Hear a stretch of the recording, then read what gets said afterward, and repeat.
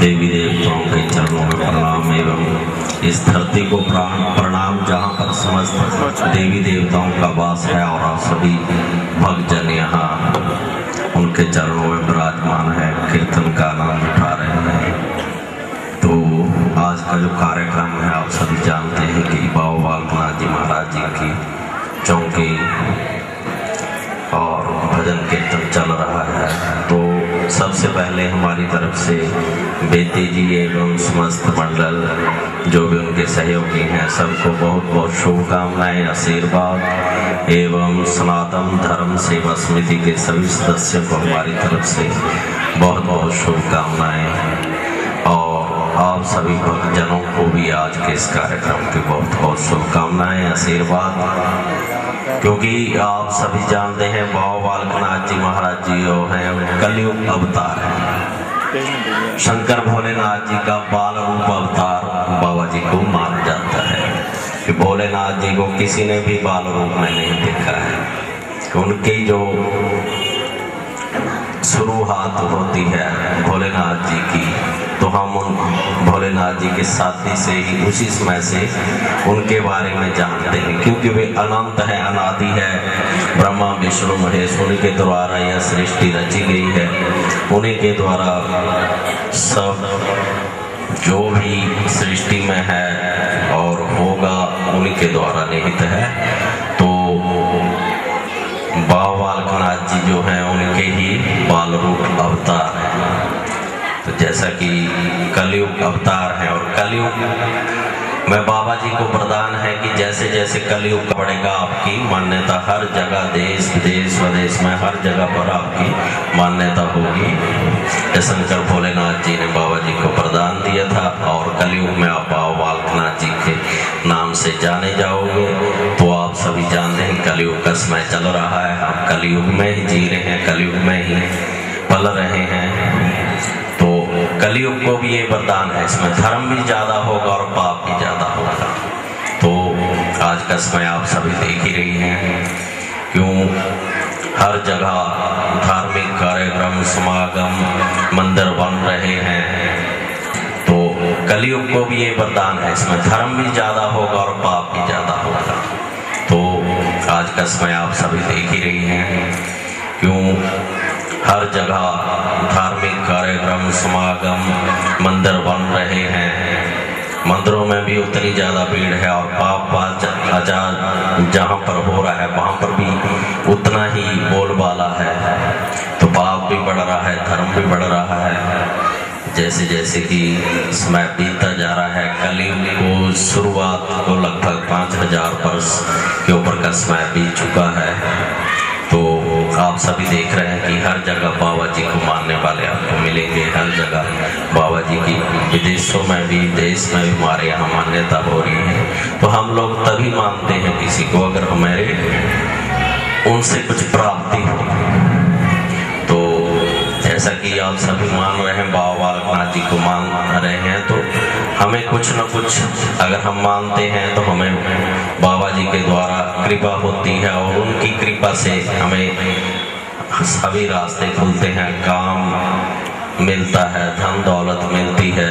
तो उसी तरह जैसा कि बाबा जी के बारे में थोड़ा सूक्ष्म से ही बताऊंगा, क्योंकि बाबा बालकनाथ जी का जो विभूति है, धूना है बाबा जी अखंड समय से चला आ रहा है। तो उसकी विभूति जो है वो मस्तिष्क पे लगाने मात्र से ही विभिन्न तरह के रोग, कष्ट, दोष, भय आदि समस्त रोगों का नाश हो जाता है।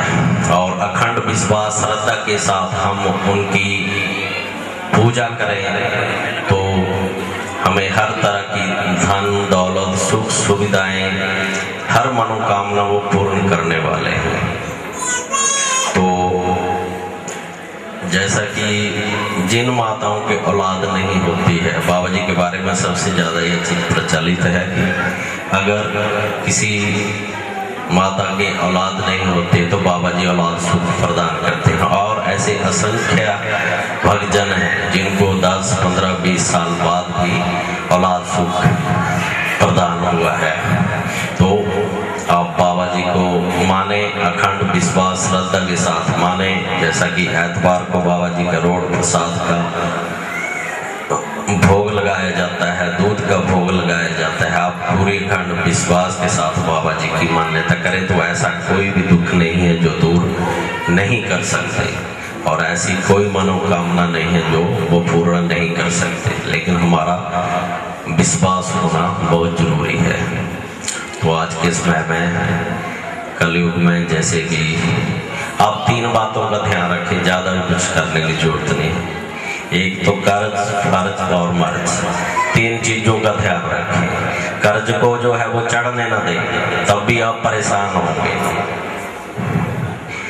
और फर्ज जो है आपके हमारे माता पिता के प्रति, बच्चों के प्रति और समाज के प्रति, देश के प्रति जो हमारे फर्ज हैं हम उनको भी साथ साथ में निभाते जाएं, क्योंकि हम उन चीज़ों को बोलते जा रहे हैं, अपने संस्कारों को भूलते जा रहे हैं। जैसा कि आज के समय में माता पिता की सेवा, जो कि हम अभी बता रहे थे, बेटी जी की आज पितृपक्ष का भी दिन है। तो पितरों की पूजा करने से जब हमारे पूर्वज चले जाते हैं तो उससे उतना लाभ नहीं होता जितना कि हम उनके जीते जो उनकी सेवा करें, माता पिता की सेवा करें, बुजुर्गों का सेवा करें, उनको किसी भी तरह का दुख ना होने दें, उनको किसी तरह का कष्ट न दें, क्योंकि उन्होंने हमें जन्म दिया है और हमारा उनके प्रति कर्तव्य है माता पिता के प्रति। तो उनकी सेवा करें। अगर हम उन्हें संतुष्टि पूर्वक उनका जीवन यापन होने देते हैं, अंत समय तक वो अगर सुखी जाते हैं, खुश होकर जाते हैं संसार से, तो आपको पितृ जो दोष हैं इस तरह के वो नहीं लगेंगे। क्योंकि अगर हम अपने माता पिता की सेवा नहीं करेंगे, उनके मन से खाए निकलेगी, तो यही सब पितृ दोष वगैरह हैं सभी।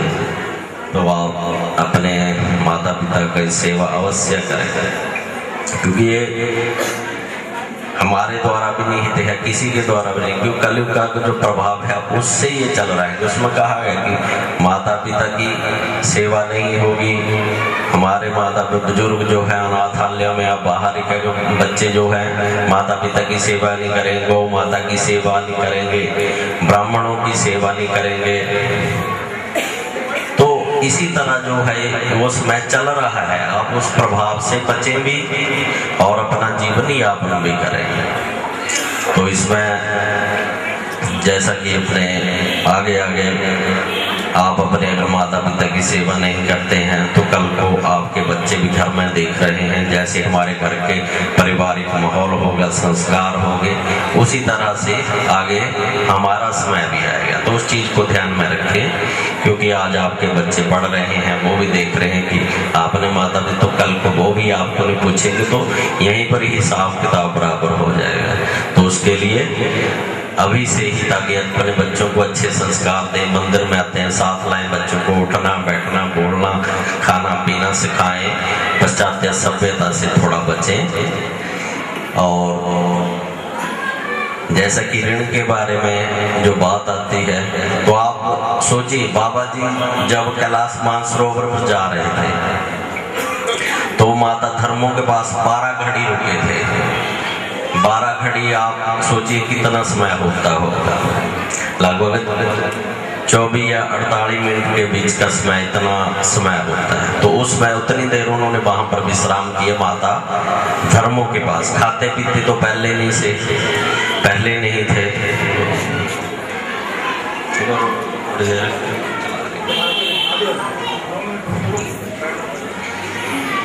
तो वहां पर विश्राम किया, उनके द्वारा माता के द्वारा शंकर भोलानाथ जी के दर्शनों का रास्ते पता चला। माता पार्वती जी के माध्यम से भोलेनाथ जी के दर्शन किए और वहीं से बाबा जी को बाल रूप रहने का और कलयुग में बाबा बालकनाथ जी के नाम से जाने का बाबा जी को आशीर्वाद मिला। और जब बाबा जी वापस आए तो माता धर्मों जो थी वो शरीर छोड़ चुकी थी। फिर अगले जन्म में जब वो सातलाई में रह रही थी तो बाबा जी ने ध्यान किया जब क्योंकि उनके ऊपर वो 12 घड़ी वहाँ रुकने विश्राम करने का ही कर्ज था। क्योंकि ऋषि मुनि हमारे ब्राह्मण जो भी विद्वान लोग वो कभी किसी का कर्ज नहीं लेते। और कुछ समय पहले की अभी 20-25 साल पहले का भी समय ले हम तो हमारे हिमाचल में तो खासकर ये मानते हैं, अगर लड़की के घर में भी जाते थे हमारे बुजुर्ग तो वो वहाँ पर खाना पीना भी नहीं खाते और वापस आ जाते थे ताकि सुबह जाना शाम तक, ताकि क्योंकि हमने कन्या का दान किए। कन्यादान तभी कहते हैं कि जो चीज दान करते उसके ऊपर हमारा अधिकार खत्म हो जाता है। तो आज के समय ये समस्या भी सबसे ज्यादा बड़ी हुई है, क्योंकि परिवारों में जो अलगाव फैल रहा है, जो कि ज्यादा हमारे जो मोबाइल फोन है और विभिन्न तरह के जो भी उपकरण है, तो हमारा तालमेल हमेशा बना रहता है। हम घर में तो बच्चे को ज्यादा संस्कार नहीं दे पाते। अगर कोई भी बात होती है तो हम ज्यादा इंटरफेयर करते हैं। जब आपने लड़की को अपने घर भेज दिया तो उसको कहें कि आप आपका घर वही है और वही पर आपने जीवन यापन करना है, एडजस्ट होना सीखे। क्यों अगर 6 महीने साल अगर बच्चा नई जगह पर जाता है, आप घर से बाहर कहीं भी चले जाएं, आप भी जाएं, चाहे लड़की है लड़के हैं बुजुर्ग हैं, तो समय तो लगता है, तो वो समय जरूर दें ताकि वो अपने आप उसमें घुल मिल जाए और थोड़ा समय दें, ज़्यादा इंटरफेयर परिवारों में न रखें ताकि आगे का जीवन अच्छे से व्यतीत हो। तो इसके लिए जैसे कि बाबा जी ने जब वापस आए तो माता धर्मों पूरे हो गए थे और 7 लाई में फिर अगले जन्म में माता रत्नों के नाम से रह रहे थे। उन्होंने ध्यान किया कि वो 7 लाई में है। तो जब बाबा जी का अगला जन्म होता है और गुरु दत्तात्रेय जी महाराज जी से जूनागढ़ में वहाँ पर दीक्षा लेकर आगे बढ़ते हैं तो विभिन्न तीर्थों से होकर बाबा बालकनाथ जी 7 लाई पहुँचते हैं। क्योंकि 7 लाई में बाबा जी के आने का, उस तपोस्थली को उजागर करने का, उस स्थान का जो आज वो महत्व है, उसका कारण सिर्फ यही था कि पिछले जन्म में जो माता धर्मों थी वो रत्नों के रूप में वहाँ रह रही थी और उसी ऋण को चुकाने के लिए वहाँ आए। अगर माता रत्नों कहीं और रहती तो वो स्थान वहाँ पर होता, आज 7 लाई में नहीं होता। तो उसका प्रमुख कारण यही था बाबा जी का वहाँ पर आने का। तो आज वो बाबा जी की तपोस्थली है, सिद्धपीठ है, स्थान है। तो फिर बाबा जी 7 लाई में आते हैं और 12 घड़ी का ऋण चुकाने के लिए माता रत्नों की जो 12 साल तक गऊ चराई बाबा जी। तो आप सोचिए कि आज के समय में हम अपने ऊपर कितने तरह के ऋण ले रहे हैं, कितने तरह के हम पाप कर रहे हैं, कितने तरह का झूठ बोल रहे हैं। तो छुपाना तो हमें यही पड़ेगा, इस जन्म में नहीं तो अगले जन्म में। तो क्यों ना इसी में ही आप बैलेंस बना के चलें अच्छे तरीके से, ताकि धर्म भी करते रहें, कर्म भी करते रहें, अपने जो बच्चे हैं उनका पालन पोषण भी, माता पिता की सेवा भी, समाज के प्रति दायित्व उनको भी निभाते हुए आगे बढ़े ताकि अगला जन्म सफल हो। तो उसके लिए बाबा जी ने वहाँ पर 12 साल तक गऊ चराई और जब देखा कि 12 साल में अब माता रत्नों का जो हमारे ऊपर ऋण था उनके पास विश्राम किया था तो उसका ऋण से मुक्ति होगी। तो बाबा जी ने लीला रची की 7 लाई में जितने भी खेत खलियान है वहाँ पर सभी फसलें गौओं ने खा ली हैं, उजाड़ दी हैं और सभी ग्रामवासी आकर माता को जाके उलाहना देते हैं कि आपने कैसा बाल कर रखा हुआ है। और उन्होंने बोर्ड वृक्ष के नीचे वहाँ बैठे रहते हैं और गौओं ने फसलें खा ली हैं और आगे इस साल हमें खाने के लिए कुछ नहीं मिलेगा, कोई अन्न नहीं होगा, हम भूखे मरेंगे। तो माता भी गुस्से में आ जाती है। तो आके बाबा जी को लाना देती है कि मैंने, क्योंकि जब बाबा जी वहाँ बैठे रहते थे गौएं खुद चर कर आ जाती थी और माता जो है लस्सी रोटी के रूप में बाबा जी को भोजन देती थी। उनको नहीं पता था खाते हैं नहीं खाते हैं, कि बाबा जी तो पौर्णाहारी है, पावन आहार जिनका होता है, इसलिए बाबा जी को पौर्णाहारी कहा जाता है। तो इसलिए जब माता ने बाबा जी को लाना दिया कि आप उनको मैं 12 साल तक रोटी लस्सी खिलाती रही, उसके बदले में आपने ये सिला दिया कि गांव वाले आकर मुझको भला बुरा कह रहे हैं। तो जब समय आता है किसी चीज़ से भी टूटने का कोई न कोई बहाना बनता है, तो उसी तरह हुआ। और जैसे ही माता ने उलाहना दिया तो बाबा जी ने सारी लीला जो रची हुई थी उन्होंने कि अब उलाहना दे दिया, ठीक है, तो उनसे काटा हो गए। तो उसी तरह उसके बाद बाबा जी ने सभी ग्रामवासी को सबको बताया कि ऐसा कुछ नहीं, आप खेतों में जाकर देखें कि आपकी फसलें अच्छे से ही हैं। बाबा जी को हालांकि फिर पुलिस वहाँ बुलाई है, जो हमारे बटसर थाना है वहाँ पर ले गए। तो वहाँ पर कुछ घड़ी रुके होंगे, जब वहाँ पर पूछता है तो बाबा जी ने सबको कि आप वहाँ जाकर, जब पुलिस वाले और सभी ग्रामवासी आकर खेतों को देखते तो जो फसल जितनी थी तो उससे भी कई गुना और ज़्यादा उसमें फसल अच्छी थी। और फिर बाबा जी जब वापस आते हैं, माता रत्नो कहते हैं कि मुझसे गलती हुई, ग्रामवासी भी अपनी माए। तो फिर बाबा जी ने बताया कि हमारी यह जो थी वो लीला थी, और ऐसा जो हमारा पिछले जन्म का कुछ हिसाब था उसको चुकाने के लिए हम यहाँ पर आए थे। तो वो हिसाब किताब बराबर हुआ है। फिर बाबा बालकनाथ जी ऊपर देवड़ सिद्ध गुफा में चले गए, वहाँ पर अंतर ध्यान हो गए, जो कि आज उनका प्रमुख सिद्धपीठ है।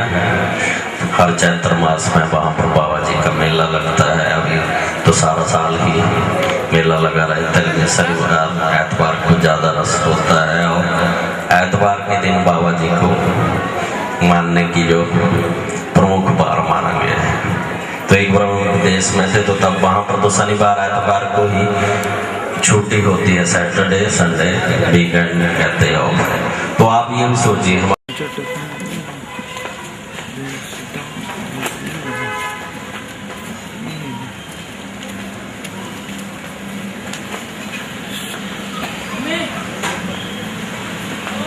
हाँ बढ़िया।